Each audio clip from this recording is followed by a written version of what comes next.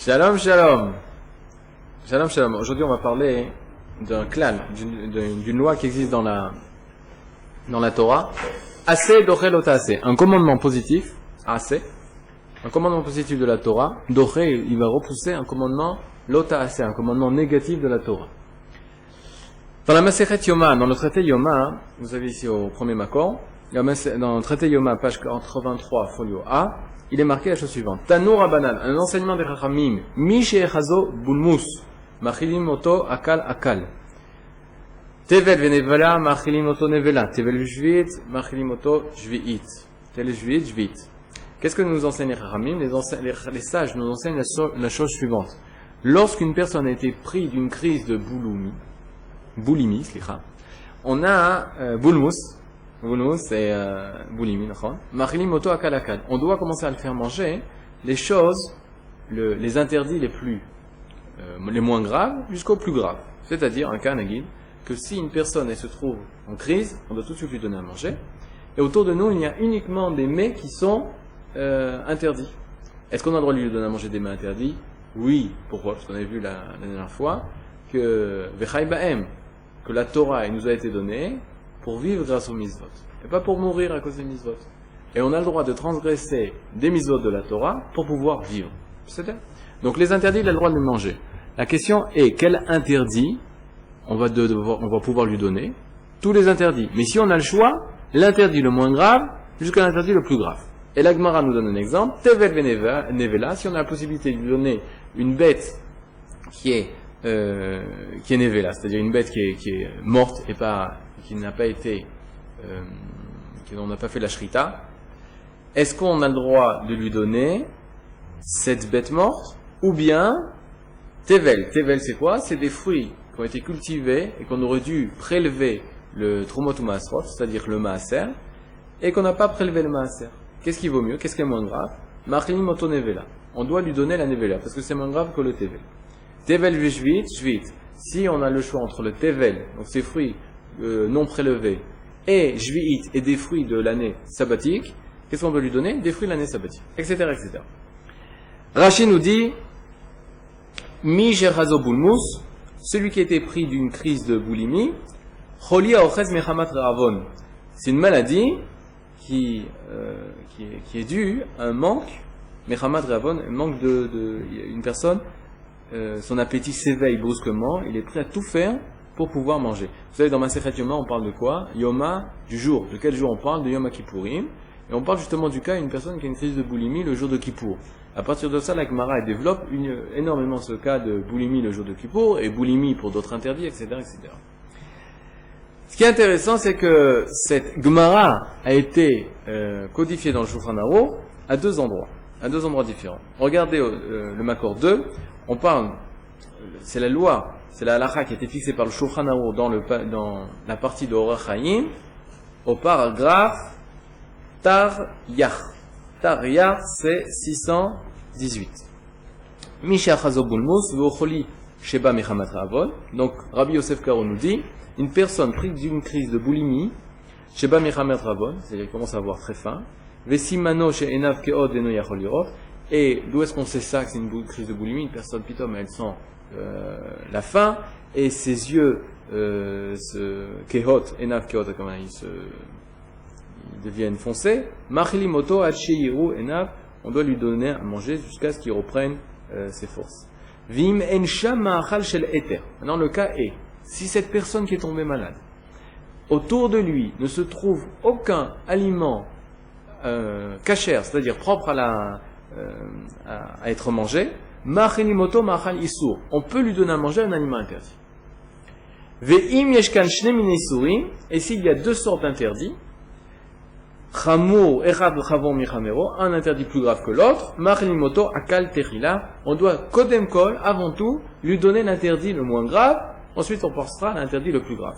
Vous savez, dans la Torah, il y a plusieurs niveaux des interdits, c'est pas tout est interdit de la même façon. Il y a des interdits qui sont interdits par un commandement négatif, il y a des interdits qui sont interdits par un commandement négatif, et qu'une personne qui le transgresse cet interdit sera retranchée du camp, ou même s'il a été prévenu, mis en garde par des témoins, il va être tué. Il y a plusieurs sortes d'interdits.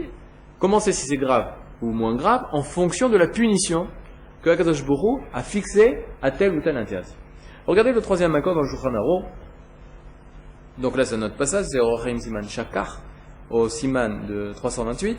Il dit la chose suivante. Aya Chole sheyesh bo sakana. Il parle du même cas où un homme est malade et il y a un danger de vie, un danger pour sa vie. Vetzarir basar. Il a besoin, les médecins ont fixé, pour lui sauver la vie, il faut lui donner tout de suite à manger de la viande. Le Shulchan Aruch se pose la question, est-ce qu'on a le droit d'abattre une bête selon la Shrita ou pas? Le Shulchan Aruch, puis les poskim, ils disent Shochatimno. Oui, on a le droit d'abattre une bête le jour de Shabbat pour pouvoir faire manger un malade qui est en danger de mort. Maintenant, on a vu une autre solution, c'est lui donner, au lieu de transgresser le Shabbat en faisant l'abattage d'une bête, on va lui prendre une bête qui est déjà morte. C'est Nevela, c'est un cadavre, c'est considéré comme une bête interdite pour nous de manger un cadavre. Mais d'un autre côté, ça nous évite de transgresser le Shabbat en faisant Nevela, en faisant la Shrita, en faisant l'abattage rituel. Le Shulchan Aruch dit non, fais l'abattage rituel, fais la Shrita à cette bête. Avalimaya choletzari la chilo la altar, va Nevela muchenet miyad, va Shrita mit arechet lo, machilim oto Nevela. Quel est le cas où on va permettre à cette personne malade, pour sauver sa vie, de lui donner manger un cadavre? Alors si le shochet il est loin, s'il faut le faire venir, et entre-temps il pourra mourir, alors on peut lui donner le cadavre à manger, cette bête qui est Nevela.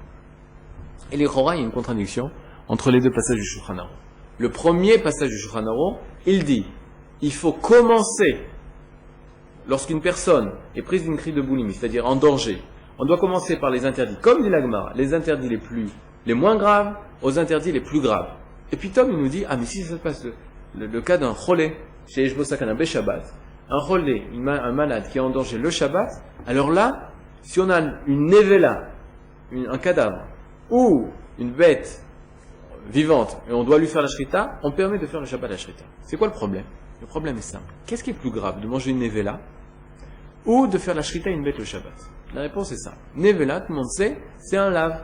C'est un lotas de la Torah, c'est un commandement négatif de la Torah qui nous interdit de ne pas manger des cadavres. Comment on doit manger une bête? On doit lui faire la shrita. L'interdit d'abattre une bête le Shabbat, c'est un lave aussi, c'est un interdit négatif. Tu ne battras pas, tu ne feras pas couler du sang le Shabbat. C'est-à-dire on n'a pas le droit de tuer, c'est une des 39 travaux de Shabbat. Mais vous savez que les punitions le jour du Shabbat, elles sont très graves. Une personne qui transgresse un interdit le Shabbat est coupable de karet. Il est retranché du camp. C'est l'une des punitions les plus graves. Ça, c'est ça, s'il n'avait pas été mis en garde par des témoins. Mais s'il a été mis en garde par des témoins, il a quand même fait l'interdit. Il dit, oui, je sais c'est interdit. Oui, je sais ma punition. Il a quand même fait l'interdit le Shabbat. Qu'est-ce qu'il est chayav? Ce qu'il a, lapidation. C'est-à-dire, transgresser un interdit de la Torah, le Shabbat, c'est quelque chose de plus grave. Ce qu'il a, il doit être passible de mort. Manger la nevela, manger un cadavre, une bête cadavre dans la semaine, c'est un interdit. Ou même le Shabbat, c'est un interdit. Mais on n'est pas passible de mort. Oui. Est-ce que Chayav Karet, c'est pas plus important que Chayav Mita? D'accord? Que Karet, il y a des poskim qui se posent la question, qu'est-ce que ça veut dire exactement Karet? Retranché. Alors, c'est retranché du Olamazé, c'est-à-dire il va mourir plus tôt. Il y en a qui disent non, il est retranché et du Olamazé, et retranché aussi du Olamaba, il n'aura pas du Olamaba. Mais dans ce cas-là, c'est tout de suite tu meurs. C'est pas, on te laisse du temps. Après, ça aussi, il faut que tu fasses tchouva, il faut que la mita, on dit que la skila, pourquoi Kadosh Baruch Hu nous rend passible de mort, c'est pour pouvoir nous permettre de faire tchouva. Que notre mita, il faut faire tchouva avant la mita, avant la mort, et ensuite on meurt.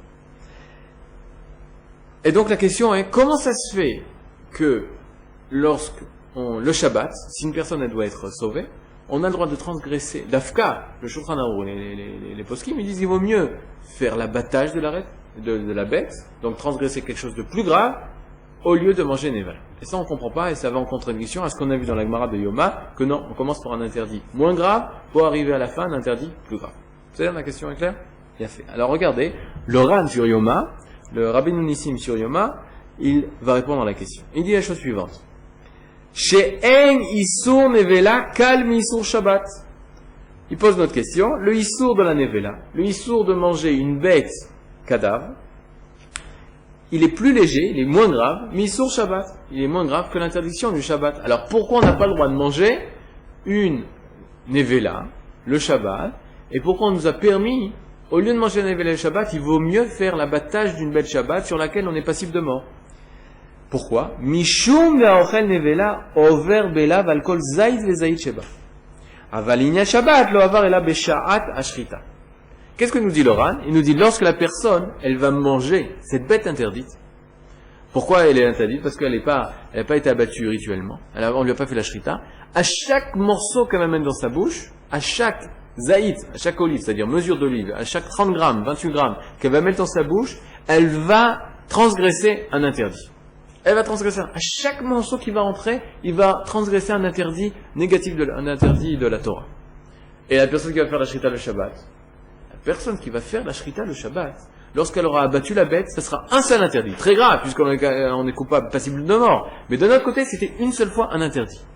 Donc nous, sur le Ran, et comme ça, le Rabbi Yosef Karo pose la halakha, qu'est-ce qui vaut mieux?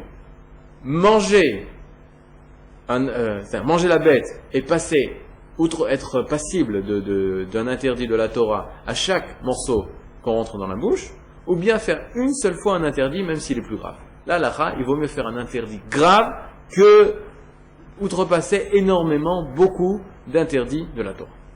Même si leur punition est moins grave. Et c'est pour ça que le jour du Shabbat, une personne qui va être malade, on va préférer à abattre la bête, même si l'acte est en général passible de mort, même si dans ce cas-là il va être pas passible de mort parce qu'il va sauver la vie, plutôt que de lui faire manger quelque chose de nevela, parce que manger un nevela, c'est un interdit qui existe dans chaque morceau que nous allons manger de cette bête. Adkan, est-ce que jusque-là maintenant c'est barreau? Donc c'est le théros du Ran. Le théros du Ran est bien, la réponse du Ran est bien, mais ça va à l'encontre du principe que nous avons dans la Torah, que assez doché lota assez. Un commandement positif, il peut pousser un commandement négatif, c'est-à-dire il peut repousser. Je vous donne un exemple. Commandement positif de faire la brit milah, commandement négatif de ne pas faire ça. L'exemple donné par la Gemara dans Yebamot, c'est sur le tzitzit. Vous savez que chaque habit de 4 coins, on doit mettre des tzitzit. On doit mettre un fil de trélette, un fil d'azur. Aujourd'hui, il y en a des postes qui se posent la question, est-ce qu'on a un fil d'azur ou pas? Mais la question qu'on se pose, est-ce qu'on a le droit de prendre un habit de pishtan, un habit de lin? Vous savez qu'il y a une interdiction de la Torah de mélanger le lin et la laine. Est-ce qu'on a le droit à un habit de lin, mettre des tzitzit de tsemer, mettre aux 4 coins d'un habit de lin, mettre les titillot en laine? Et là, c'est un problème. Pourquoi? Parce qu'on mélange le lin et la laine. De là, on apprend le principe, assez dochelota assez. La Torah nous dit oui, il y a un principe dans la Torah que le commandement positif de mettre des titillot, va repousser le commandement négatif de ne pas porter un habit où il y a kilaïm, ou un mélange de lin et de laine. Pourquoi? Parce que le assez, commandement positif, il va pousser le lota assez, le commandement négatif, de porter le lin et la laine. Mais d'après ce que le Ran a dit, la Gemara dans Yebamot, au sujet de assez d'ochelot assez, il dit, à partir de quel moment un assez il peut repousser un interdit, seulement si c'est interdit, tu n'es pas passible de karet, tu n'es pas passible de mort. Mais si tu as un interdit qui est passible de mort, alors on n'applique pas la généralité que assez d'ochelot assez. De là, j'apprends qu'un commandement négatif, passible de karet, où la personne est passible d'être retranchée du camp, est énormément plus importante qu'un interdit, qu'un simple interdit. Pourquoi? Parce qu'un simple interdit, il peut être repoussé par un commandement positif, tandis qu'un interdit dans lequel on est passible de karet, il ne va pas être repoussé par ce commandement négatif. Donc comment ça se fait que le Ran, il peut dire ce qu'il dit, il peut dire que non, à partir du moment où tu vas transgresser plusieurs fois un interdit, il vaut mieux transgresser un interdit grand plutôt que plusieurs fois un simple interdit. Pour ça, on va céder, il va y avoir 2 théroutim, il va y avoir 2 réponses, la réponse du Rambam, de Nachmanin, et la réponse de Rav Nissim Gaon. on a lorsque Akadosh Baruch Hu nous a donné les Aseret Adibrot, les 10 paroles, il nous a dit Shamor Vezachor et Yom HaShabbat. Shamor Vezachor et Yom HaShabbat, sur ce pasuk, Nachmanim dans la Torah, dans le Shemot, dans le livre de Shemot, au chapitre 20, verset 8, il nous fait le commentaire de qu'est-ce que veut dire le mot Shamor Vezachor. Qu'est-ce que ça veut dire garder le Shabbat? Alors regardez, Makor 8. Vetavin ze be'emet. Vetavin ze. Be'emet un gamken, ki midat zachor ramzu be'mitzvat ase. Zachor, se souvenir, ça fait allusion au commandement positif. Ve'u yotze midat ahava. Tout commandement positif, quand Akadosh Baruch Hu nous demande de faire une mitzvah, ça vient de, lorsque la personne va réaliser un commandement positif, c'est l'amour de Dieu qui le pousse à réaliser ce commandement. Pourquoi tu fais ça? C'est parce que Akadosh Baruch Hu il m'a demandé. Si je fais une mitzvah, c'est parce que Akadosh Baruch Hu me demande. Mais pourquoi tu fais ça? Parce que j'aime Akadosh Baruch Hu. D'ailleurs, les commandements positifs réalisés par un juif expriment l'amour qu'il a par rapport à son créateur. Vehu le midat harachamim, ça correspond donc à la vertu de miséricorde, qui a aussi mitzvat adona vahuv lo vadona merachem alav. Parce que forcément, lorsque le roi, lorsqu'il voit son serviteur réaliser ses ordres, accomplir son ordre, son commandement, alors non seulement le serviteur exprime son amour par rapport au roi, et le roi a de la pitié pour ce serviteur. Il aime ce serviteur lui aussi. Parce qu'il dit, waouh, regarde, il fait ce que je lui demande. Ou midat shamor. Par contre, lorsqu'il a marqué dans la Torah, shamor, il y a ces deux mots. Shamor, préserve, zachor, et souviens-toi du jour du Shabbat. Pourquoi ces deux mots? Ramban, Nachmanim, dit, zachor, souviens-toi, c'est au sujet des mitzvot positifs. Ou midat shamor, tandis que préserver le Shabbat, garde le Shabbat, mais mitzvot lotase.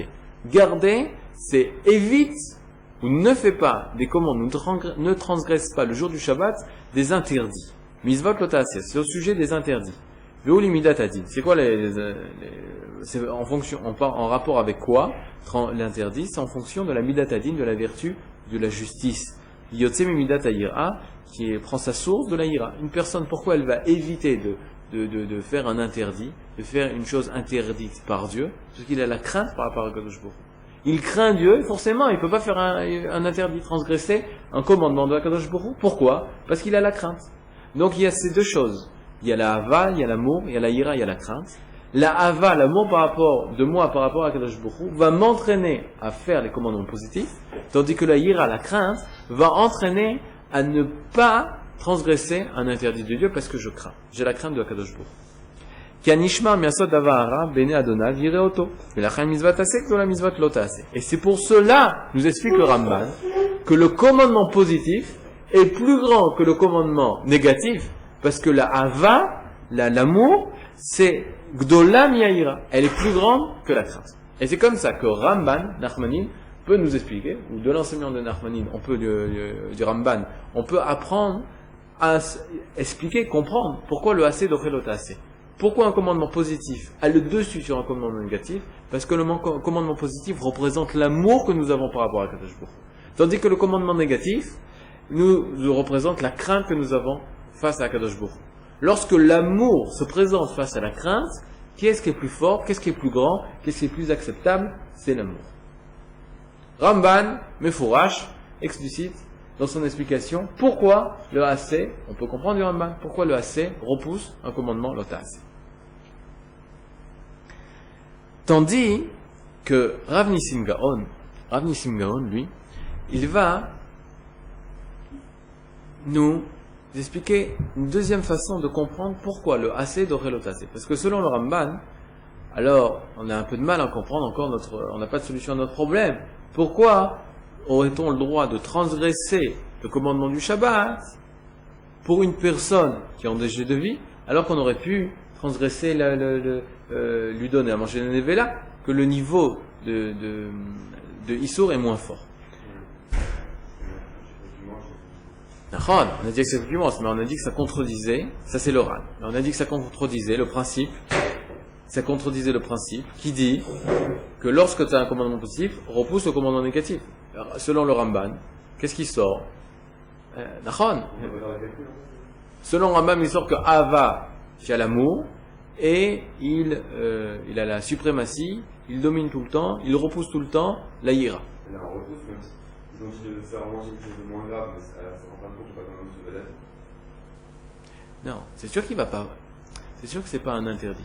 On a pris le cas. La question est, est-ce que... Répète la question, ça au moins je la répète aux auditeurs. On va quand même, dans le cas de la personne qui est malade, on va quand même sauver la vie, donc on va faire le AC. Mais on va faire des calculs pour savoir qu'est-ce qu'on va lui donner à manger, pour savoir qu'est-ce qu'on fait moins grave. Mais enfin, non, on va quand même sauver la vie. Donc la question, ou c'est plutôt une affirmation, on va quand même sauver la vie à la personne à qui on va donner soit la shrita qui a été faite Shabbat, soit la nevela. On va lui sauver. Notre but, c'est de sauver la vie. Et c'est pour ça que ça nous donne la permission de pouvoir lui donner soit de la nevela, soit la shrita. Le Shulchan Aruch dit qu'il faut lui donner la shrita. On s'est étonné, mais comment ça se fait? C'est un commandement négatif bien plus grave que la nevela. Le Ran a dit non, parce que la nevela, c'est à chaque fois qu'il mange, il transgresse. Tandis que la shrita, c'est une fois, même si c'est plus grave. Donc qu'est-ce qu'il a dit? Selon le Ran, qu'est-ce qui est plus grave de faire plusieurs fois le même interdit qu'une fois un grand interdit?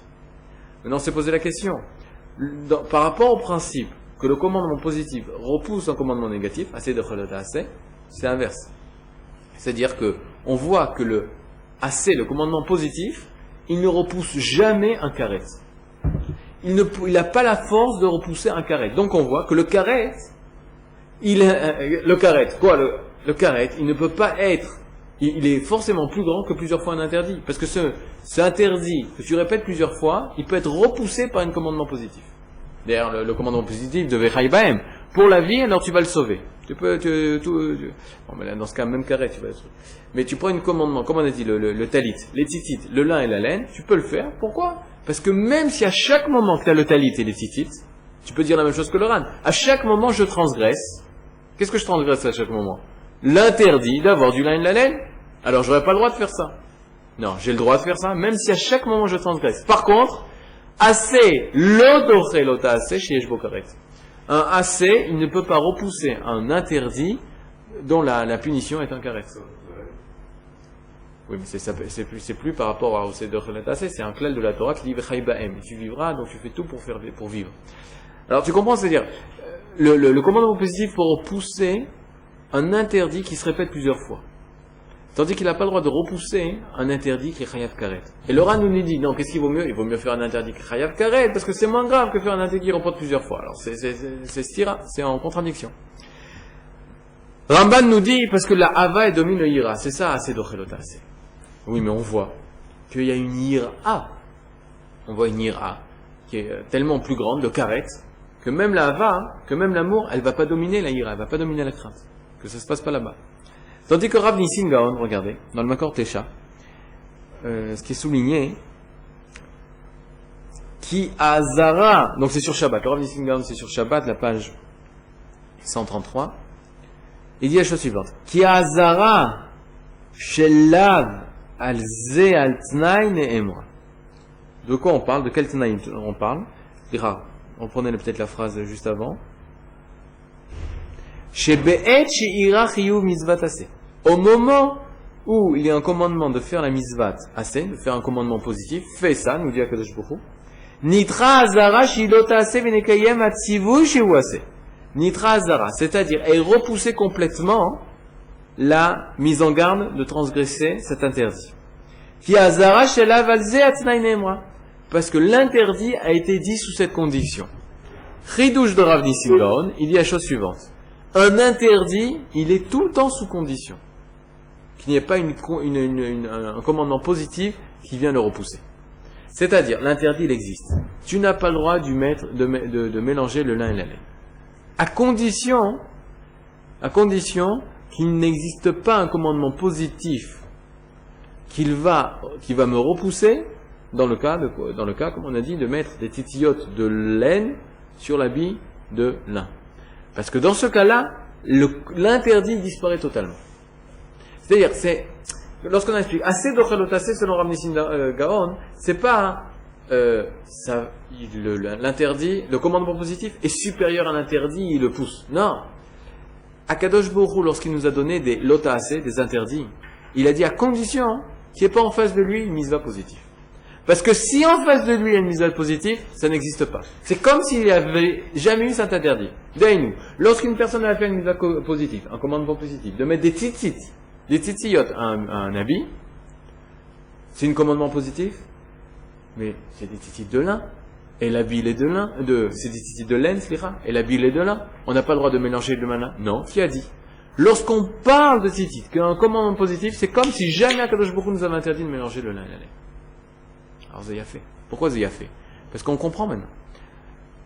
Dans le klal, dans la loi qui nous dit assez d'ochelota assez, Béhémet, à quel moment Kadosh Baruch Hu nous dit l'interdit n'existe pas? Seulement si c'est un lave pachout, si c'est un interdit simple. Mais si c'est un lave qui est passible de karet, qui est passible d'être retranché du vent pour une personne qui transgresse cet interdit, alors jamais on a dit que l'interdit disparaît. Il existe toujours. Tandis que pour revenir dans le cas du Shulchan Aruch, Béhémet, lorsque la shrita, elle a été faite, comme dit l'Oran, c'est une seule interdit, même s'il est grave, il vaut mieux que plusieurs interdits, parce que plusieurs interdits ne cessent d'exister, parce qu'ils n'ont pas disparu. Tandis que dans le klal, que le commandement positif pousse doré et lotaasé, le lotaasé, il disparaît totalement. Ça ressemble à la marloquette, c'est la marloquette de Trouya ou Outra, est-ce que l'interdit, il n'existe plus, ou est-ce qu'il est seulement repoussé? C'est là? C'est Mouvan? Donc comme ça, on a pu comprendre comment ça se fait qu'on a préféré faire la shrita, même si le commandement négatif est plus important que l'interdit de manger plusieurs fois manger la nébé. Kol tov, shalom shalom.